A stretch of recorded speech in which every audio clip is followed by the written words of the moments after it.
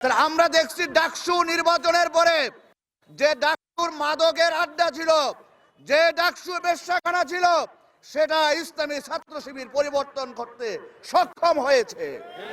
তাই এই বাংলাদেশ থেকে সকল প্রকার অন্যায়, সকল প্রকার চাঁদাবাজ, সকল প্রকার দুর্নীতি এটা উৎখাত করতে জামাত ইসলামী সক্ষম। তাই আমরা আপনাদেরকে আহ্বান জানাচ্ছি, আপনারা ধৈর্য ধরে যত ভয় ভীতিকে উপেক্ষা করে ইমানের শক্তি নিয়ে, কারণ আমরা যে কাজটা করি এটা ইবাদতের কাজ, আমরা রাজনীতি করি আল্লাহর সন্তুষ্টির জন্য, পরকালে নাজাতের জন্য। তাই আপনাদেরকে সেই ইমানের বলে বলিয়ান হয়ে সকল রক্ত চক্ষুকে উপেক্ষা করে আগামী দিনের ভোট কেন্দ্রে কোন রকম হই হাঙ্গামা করতে না পারে, এজন্য আপনাদেরকে সীসা ঢালা প্রাচীরের মতো ঐক্যবদ্ধ থাকতে হবে ইনশাআল্লাহ।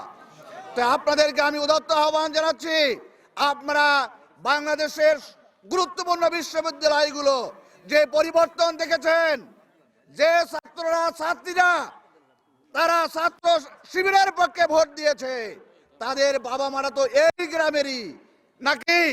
তাহলে তাদের বাবা মারা যদি এই গ্রামের হয়ে থাকে, তারা যদি ডাকসুতে জামাত ইসলামের ছাত্র শিবির ক্ষমতায় যেতে পারে, তাহলে আগামী দিনেও জামাত ইসলামী ক্ষমতায় যেতে পারে ইনশাআল্লাহ।